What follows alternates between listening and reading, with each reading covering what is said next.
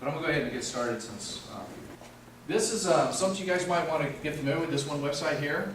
And this is also on the BBC website, but it's called www.usdebtclock.org. But only if you have a strong heart. I saw that. It's scary, isn't it? Yeah. I'm going to show you a slide where I get data from that, okay?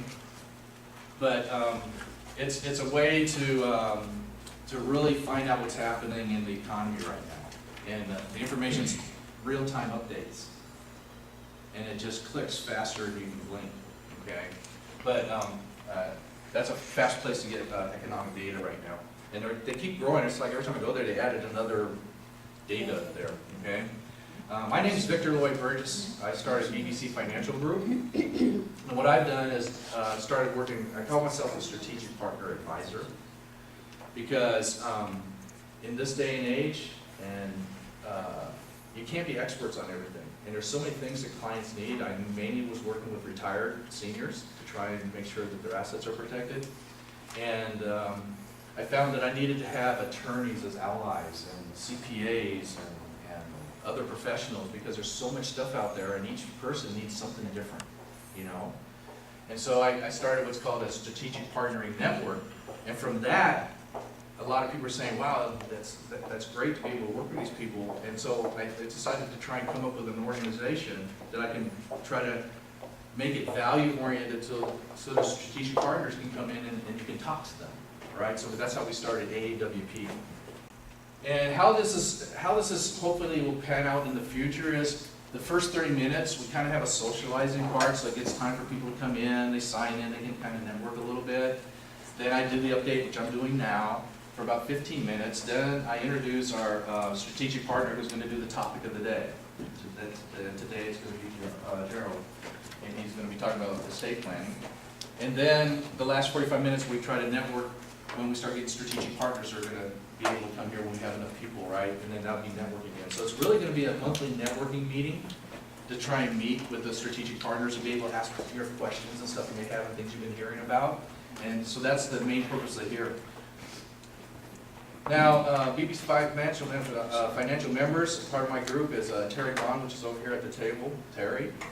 Wesley Jim, which is out of country right now, and Patricia Chong over here with the water bottle. And then for the association, so far on the board, we have Yen, which is here, over here.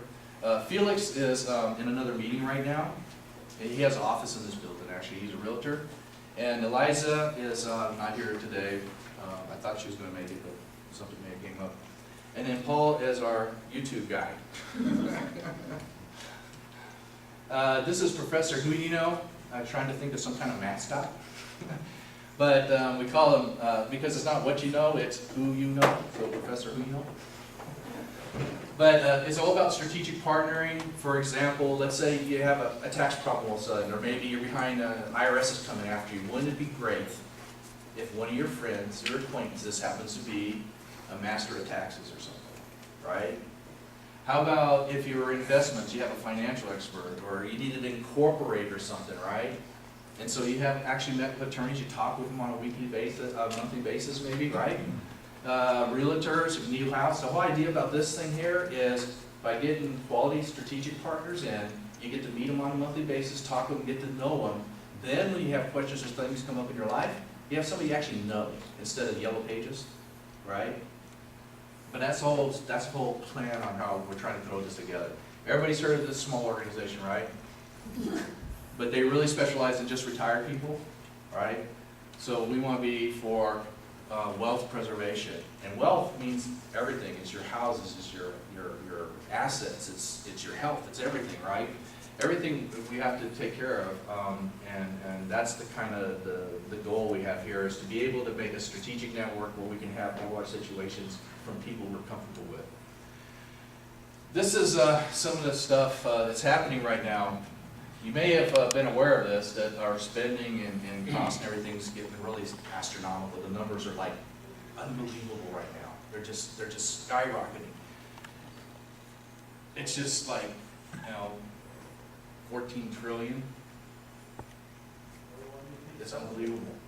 This is not necessarily the problem so much, as long as we can pay for it. If you're below the line, we're paying for it. If we're above the line, we're not paying for it.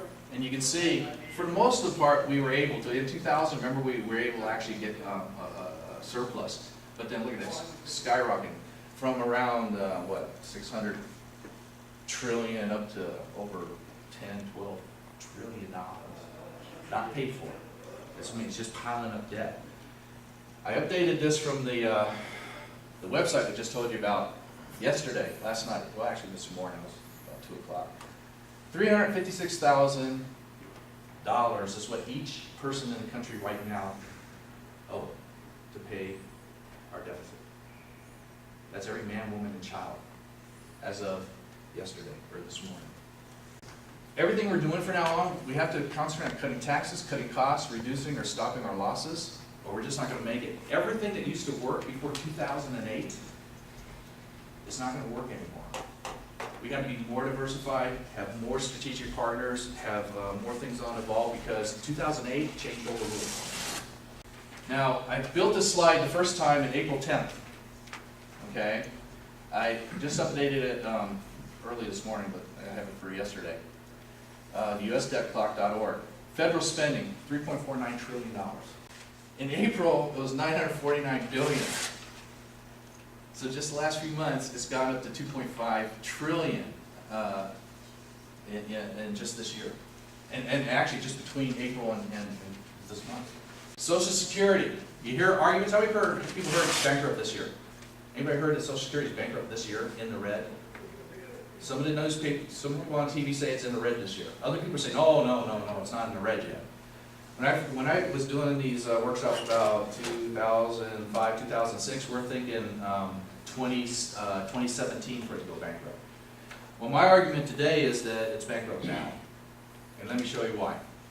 If you go to the debt clock, you see a thing there that says working population or something like workforce. It says workforce. Take that number divided by the one that says retired. And you come up with 3.66 workers for one person retired. Well, if you go over to the Labor Statistics Bureau, you'll find that the average worker in this country is about $772 a week. The tax rate now is 6.2% for Social Security benefits. So when you do the math, you come out with about $584 a month to pay each retiree. I mean, for those people, these 3.6 to pay that one retiree. Now, I do a lot of work with seniors. Most of the seniors are making somewhere between $800 to about $1,200 a month from Social Security benefit. So just by using the averages, we're not even covering, these three people are not covering the retirement benefit. That's why it's going more and more negative. So to me, I mean, we try to run our house like that, right? That's insulting. Medicare, April, 75 trillion. It's gone up to 76.62 just in those few months. New foreclosures, you can hear about these, right? We're at 249,000 in April of this year, and it's now up to 719,000 since April, okay? Bankruptcies, 388,000 in April, and this is just for this year, right? 100 and, now it's 1,140,000. And you can watch these numbers going if you go on the debt clock. Like I said, if you have a strong heart, there's a lot of data on there. So we got to learn how to play the tax game. A lot of people probably haven't worried about that before. Now it's going to become critical. Pay only what you owe. Here's another thing that we didn't used to have to worry about so much, although you should. But a lot of people do what I call operating in the gray, which means your accountants or your tax attorney says, yes, you can do this. I read the code, but it hasn't been tested yet. So I call that operating in the gray. It's not straight black and white. So at any time, if you get audited, it may come to where they rule against you, and it can be a problem. So we need to not go there anymore, all right? Maximize tax strategies and corporations where applicable, supercharge retirement benefits when qualified, and like Mr. Rockefeller used to say, control everything and own nothing, right? Anybody met my uncle? He comes around about once a year. If you have a business, sometimes once a quarter. Every time we earn anything, right, he takes money. We spend anything, he takes money. We save anything, he takes money. We own anything, he takes money. And when we die, he still takes more, right? That's my uncle. He's always like this.